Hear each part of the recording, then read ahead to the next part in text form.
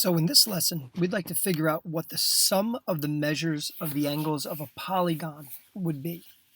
That's the idea. We're going to try to add up all the measures of the interior angles of a polygon and see what their sum is. And I think you can probably guess that their sum is changing depending on the number of angles that the polygon has. So the first thing we want to do is we want to talk about some definitions. So as you see on the left, I have pictures of 3 regular polygons. And on the right, I have some not regular polygons.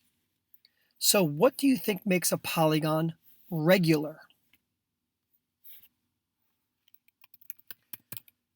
So a regular polygon has all congruent sides and all congruent angles.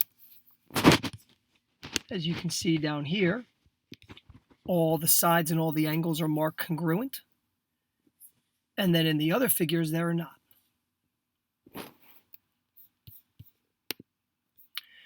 So let's see if we can figure out the measure of the angles of a quadrilateral.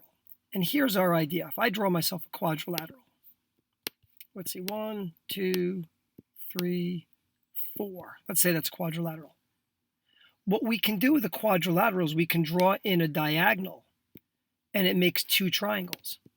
And each triangle has an angle measure of 180. So 180 plus 180. So the sum of the measures of the interior angles of a quadrilateral is 360 degrees. Cool. So what if we extended it from a quadrilateral to, say, a pentagon? A pentagon has 5 sides.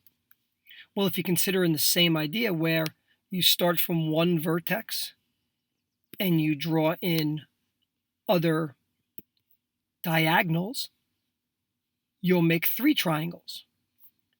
So if we have, let's see, if we have 5 sides, that gave us 3 triangles. So then 3 times 180 is going to be 540 degrees. So the sum of the angles of a pentagon is 540. Let's keep extending it. How about the measure of the angles of a hexagon? Maybe we go the same way.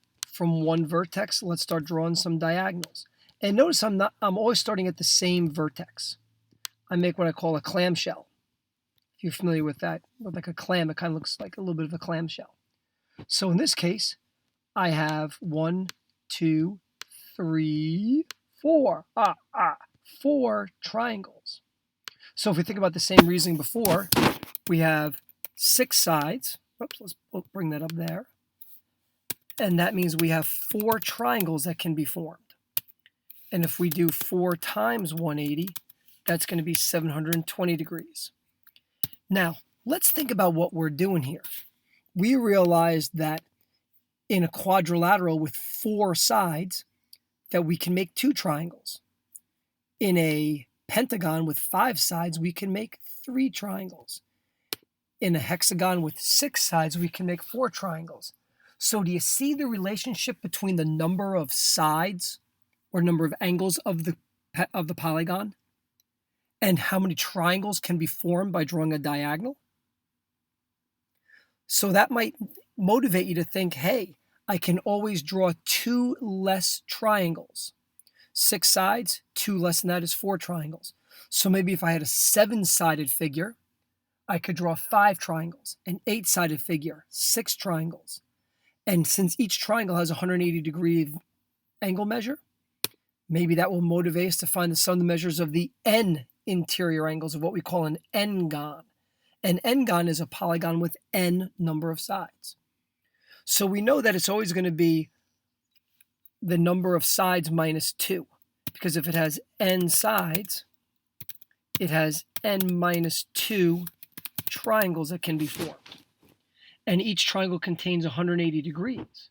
So the sum of the measures then is going to be 180 times n minus 2. Let's check to see if that works. Our hexagon before had 6 sides. 6 minus 2 is 4. 4 times 180 is 720. Oh, we got it right. So that's the way we find the sum of the measures of the interior angles of a polygon.